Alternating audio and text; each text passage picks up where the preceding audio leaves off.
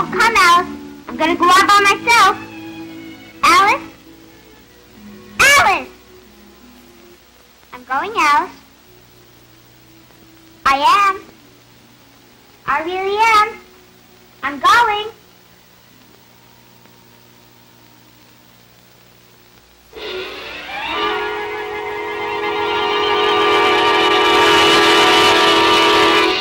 This is Talk Back. Our drama for this program is called And Gwendolyn, Too. Our guest is Dr. Maud Jensen, who for many years has been a Methodist missionary in Korea. Later, Mr. Merle Emery and Dr. Ross Snyder will be asking Dr. Jensen questions raised by our play.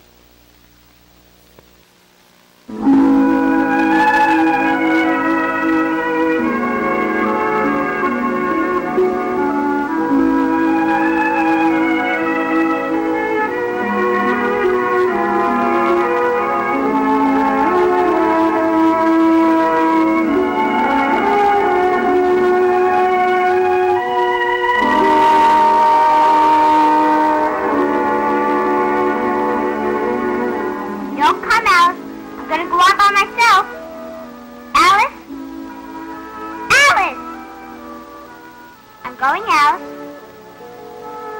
I am. I really am. I'm going.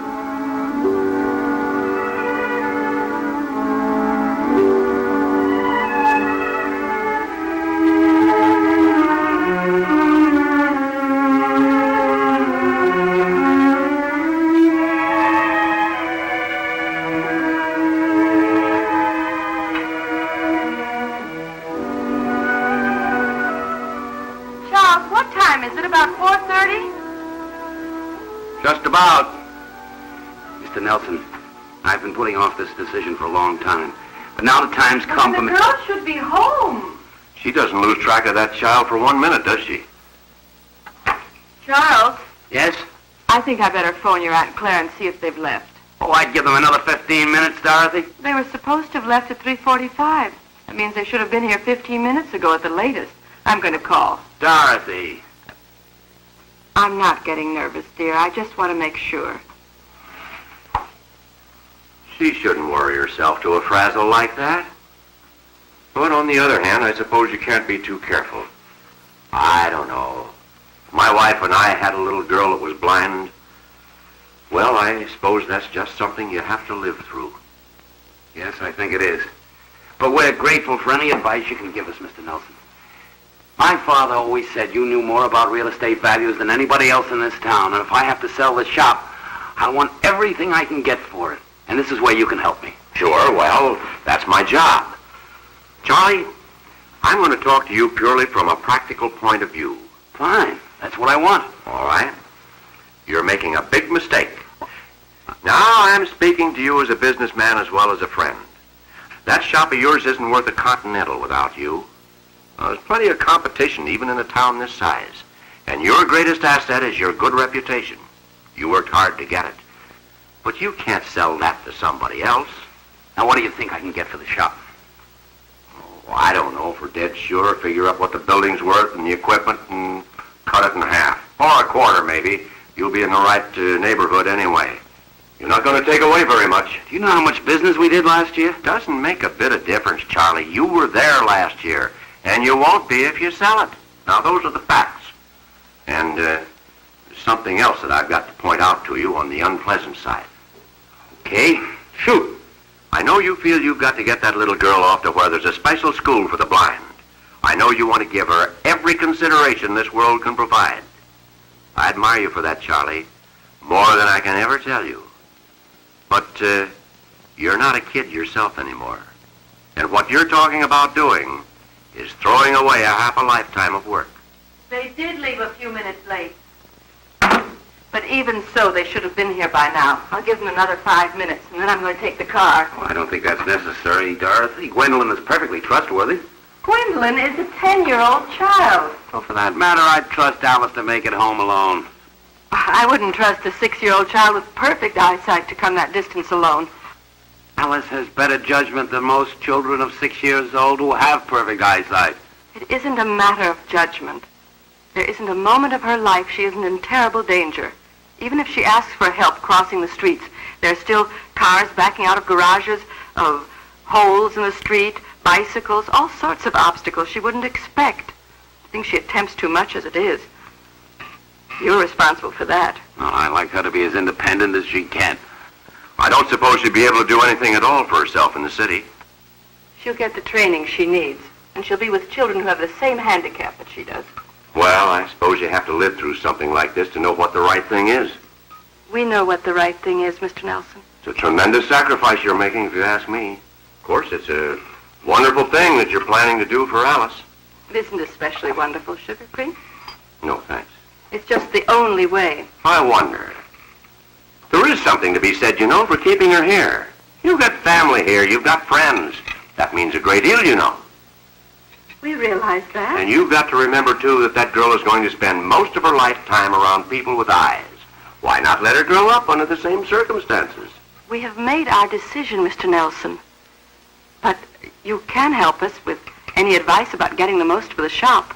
Oh, it just doesn't make sense. You get a wonderful start in one place and then rip it all up when you're past 40 and run off someplace else.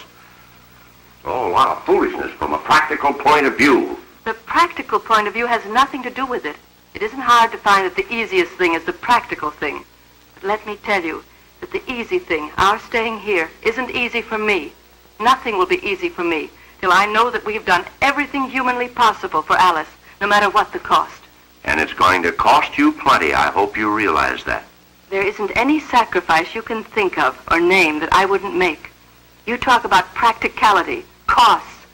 We're going to get Alice into that school.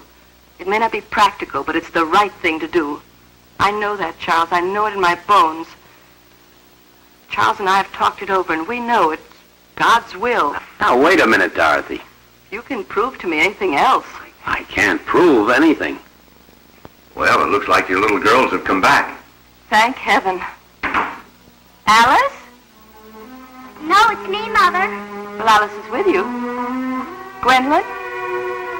She's just behind me. We both know it isn't going to be easy, Mr. Nelson. Yes, of course you do. Hello, Gwendolyn. Hello, Mr. Nelson. Where's Alice? She stayed outside. Where, on the porch?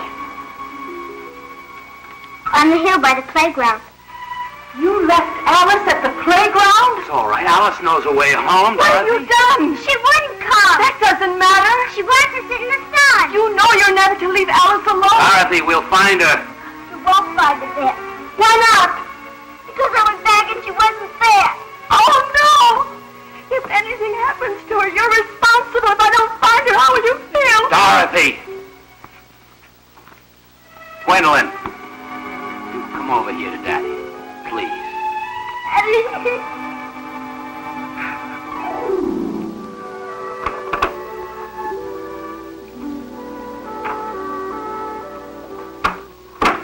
They're both asleep.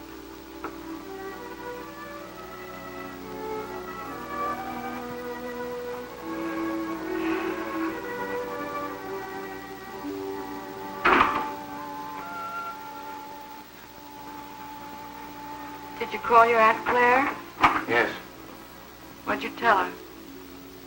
I told her that Alice followed some school children home, and then we found her. What else was there to tell her? Did you tell her about me? I mean, I suppose everyone thought I was hysterical.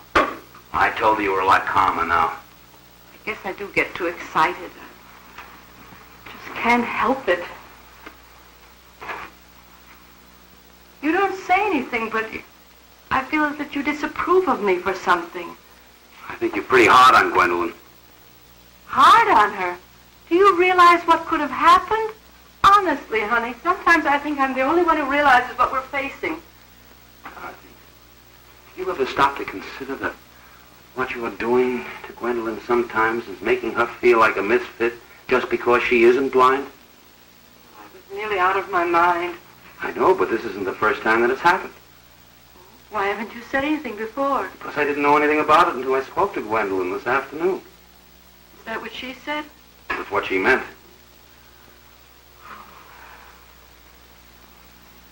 Well, I'm not surprised. I guess I do expect too much of your 10-year-old child. It's too much even for me.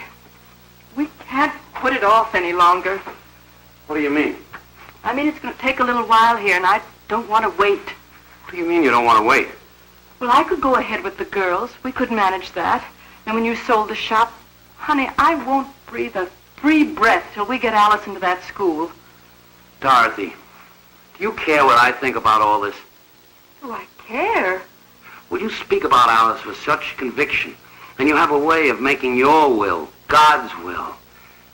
And sometimes when I hear you talk, I feel just puny and selfish if I dare so much as make an objection to anything you say, even in my own mind. That's because it's the right thing to do. No, not because it's the right thing. It's because you only admit that there's one right way. Everything else is wrong. And on top of that, it's God's will. Well, now, how do I answer that? There's only one way. I feel that very deeply. I know you do, Dorothy. I think what God wills is for us to do the best and most sensible thing that we can, moment by moment.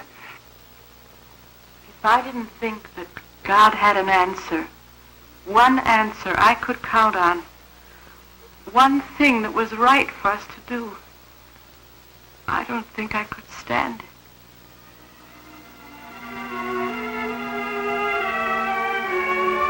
Honey?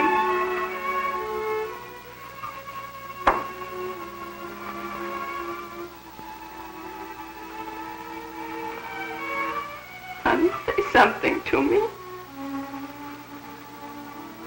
Dorothy, I don't think I've ever felt more alone.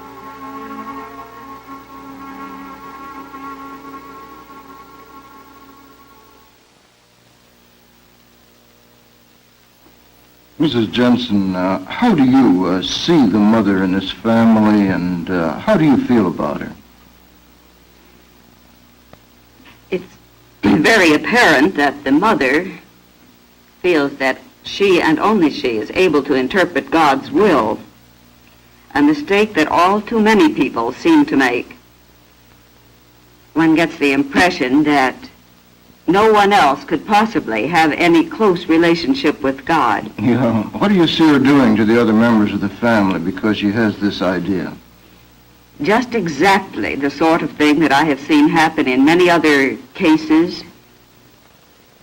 Others suffer because someone sees only part of a picture and is not considering the good of a whole group, but the good of one person only. That family has 4 members, not just a little blind girl. It's very good to have martyrdom and to be willing to give up everything for a noble cause, but if that is going to hurt a greater number, then it ceases to be any justifiable martyrdom. I'm particularly concerned about little Gwendolyn and all the Gwendolyns in the world. This child, if I'm not mistaken, is subjected to 2 pulls, mother and father. What do we do about this in this particular case? In this case, I think the friend pointed out at one time that she was going to be a misfit. She didn't belong. She was being disregarded. This certainly will hurt the development of her character. Whether it will lead to delinquency or something of that kind is a little hard to say. She's being used solely as a caretaker, really, primarily, and not real interest in her own growth. Oh, there was very little interest in the child as such. Of course, there's a surface interest. I think we all rationalize our feelings enough to make it seem that we're interested in others. But the mother was surely interested only in the one child and selfishly in her own relationship to that. To that child. No matter what it Now, was. take the little blind girl herself. This isn't too good for her, is it? I think it's a splendid example of a way to develop juvenile delinquency later on. That little child already had her own will and her own way. She did not come with her sister. She knew she wouldn't be punished for it. It's her sister who would get into trouble about it. She was already a very sweet child, but already developing a selfish point of view that can hurt her greatly when she grows up. And going to a special school and out of her normal environment would probably only accentuate that type of development. Now, Mr. Earl Emery and myself here, of course, are interested in the father, too. We think we really sympathized with him when he finally said, you know, I never felt so alone. I think you were right to sympathize with the father, and I don't think that's just the male sympathizing with the male. I think it's quite normal. He was being disregarded. His work, after all, in a family, the man's work is the important thing around which the family life must revolve. Blindness is not good, but it's incidental in this case to the total family picture. There may be other things in other families that would be incidental also, difficulties to be overcome, but that shouldn't affect the whole working out. It just occurs to me that she actually took God away from him and unto herself, and that was part of the reason why he said, I never felt so alone. Yes, he felt alone, as he said. He felt that only she felt she had any relation to God, that she felt he had no relation to God, that God would... There are many people who chat with God intimately and deny others the privilege, others who have just as much love for God, perhaps, as much close spiritual development, but the third person will not give them any credit for that. They say, oh, no, only I know God's will. You don't know God's will. I get the feeling that Mother was trying to convince Father that this was a family decision, but definitely it was not. Is there a pattern for family decisions that we can follow in particular cases, or does it depend upon the individual case? I think everything has relation to an individual case, but certainly no one ever has the right to decide for a group without consulting that group. It's very difficult for a person in a position of leadership not to decide for a group, to become a semi-dictator in whatever position he may have. I think E. Stanley Jones wrote about that in one of his little books, that for the good of the whole, we are willing to make the decisions, but it isn't for the good of the whole. That is, that's a democratic outlook and also a very Christian outlook. Everyone has to have a right to participate. There are ways to make decisions. There are courses to follow other than one's own private judgment. Well, let's get at that one. In the name of this is the will of God, at one time in history, it was the will of God that all heretics be burned at the stake. That is, everybody who disagrees with me. Mm-hmm. And you're saying this is sort of dangerous. Where there is power to enforce that sort of thing, it is just what happens. It's the same dictator idea if we have the power, but that's not the way God makes his will known to one or two people at the expense of others. I think it's Dr. Elton Trueblood who has pointed out to us that decisions are made on the basis of the greatest good to the greatest number, not how one person alone will be affected. That is, they're often, nothing is pure black and white. We see that in war. We see it certainly in the missionary work in Korea, the way work shall develop. Things are always gray, always colored, and there has to be a decision as to how much one action is going to hurt how many people and how much another action will affect those same people. And in the end, the decision is made on the good for the greatest number, because Christianity is interested in persons, not in action as such or in one specific action, but how this will affect everyone concerned. Well, how does God take part in the events of this world anyway? There are a lot of people, I think, who say, I see no evidence that there is a will of God that I need to take account of, or that's really doing anything in this world of ours. Well, there are those who see no will of God, or who see only evil and therefore feel there cannot even be a God. And there are those who constantly say, well, this is God's will, with, in the words of the hymn, a weak resignation that is as disastrous in its results as the complete turning away from God. Do you mean then that everything that happens isn't necessarily God's will? Well, however we define evil, whatever our own personal opinion of evil, from making it merely a negation to making it a strong force, personal or otherwise, certainly there is evil in the world, and what is evil cannot be God's will. It may be essential to the final working out of God's purpose, to the ultimate achievement of his will, but it cannot be his will when actual evil overtakes us. There's evil that is natural, that must come upon some in the course of the laws of nature to provide for the good of all, and there's the evil that's man-made. I don't see how we can blame God for man-made evil. Is there any test that we can make after we have made a decision that we could prove to ourselves or to the world in general, if necessary, that this is the will of God? It's a little difficult to prove that there is a God, and it's a little difficult to prove that something is the will of God, but there are tests. Leslie Weatherhead has a little book on the will of God, and after an analysis of that will, he lists 6 ways to learn the will of God that I think are very effective. Which ones have meant most to you? Well, I think it's a combination. You can't take any one way. He says there's conscience, and of course most of us have some conscience, especially if we're Christian. There's common sense, or the powers of reason, thinking a situation through.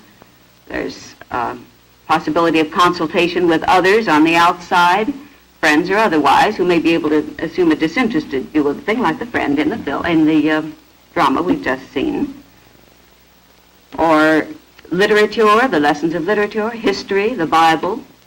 There's the church that stands ready to advise. And the last one that Weatherhead mentions is the inner light, the guidance of the Holy Spirit, which is what this mother apparently felt she had. But at that point, Weatherhead warns us that that is perhaps the most dangerous thing unless it is checked against these other.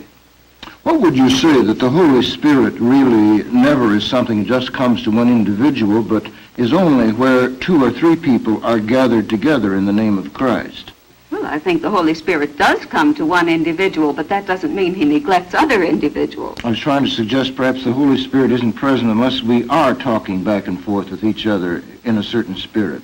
When it concerns others, certainly, they must all be consulted. It's the height of arrogance to say that God speaks to me. I have seen missionaries who take that attitude on the mission field. It's too bad. But it's so natural when you feel you're representing God to others to think that God is making his representation exclusively through you and not through another missionary.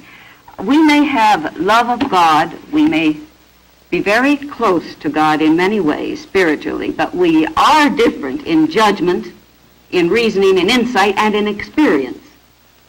That's why sometimes older missionaries feel that younger missionaries coming on the field are not yet in a position to tell us how to run the work, though they usually are willing.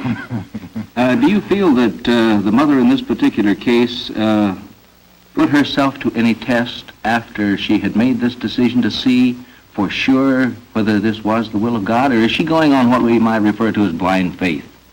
I think it's more than blind faith is very well put in this particular case.